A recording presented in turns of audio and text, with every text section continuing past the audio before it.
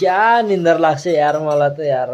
तर निन्द्रा नि अलि लाग्दैन किन आजकल त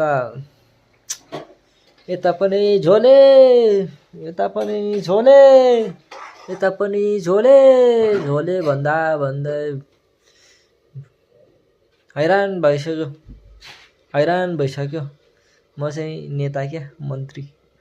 म चाहिँ नेता होइन, म यस्तो एउटा के पावरफुल के जस्तै केपी ओली जस्तो। मेरा यता सेनाहरू हुन्छन् वरिपरि, अनि तिनीहरूलाई के भन्छन् जनताले, हे झोले ए झोले भन्छ म्याटेनी होइन।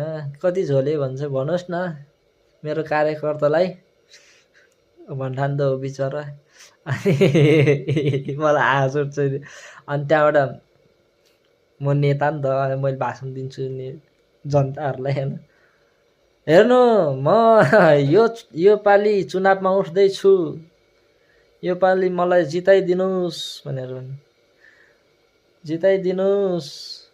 म जितेको 6 महिनामा या म सत्तामा पुगेको दिन म देशलाई स्वर्ग जस्तो बनाउँछु। वाह वाह वाह, ताली। कथा राम्रो छ नि होइन। यो एउटा कविता थियो एकदम खतरा कि म 6 महिनामा स्वर्ग बनाउँछु। अनि मेरो जनताहरू यता हुन्छन्। अनि त्यसपछि के हुन्छ त,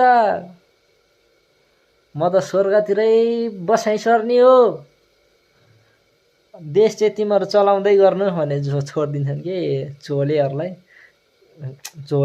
मेरो सेनाहरूलाई अनि मेरो कार्यकर्ताहरूलाई छोडिदिन्छु कि। अनि उनीहरूले गर्छ। अनि विकास कहिले हुँदैन होइन।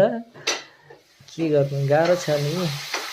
औँला पनि यस्तो कस्तो हो, यो अलिकति यसो बाङ्गिया छ कि त्यसको औँला, तर मलाई अलि आएन, यसो बाङ्गिया छ। के भन्ने बिचरा, हेर्दा त अनुहार हेर्दा त माया लाग्छ नि बिचरा। यसपालि त जित्ने भयो नि त। अनि बा के गर्छौ। अनि हाम्रो उतातिर पनि छन् रे क्या, मेरो जिल्लातिर नि झोलेहरू।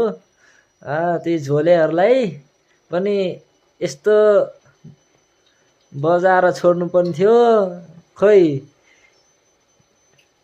छैनन् कि क्या हो। यसो आउँदैन न्युजहरू। अनि कसैले त भनेका थिइन् अब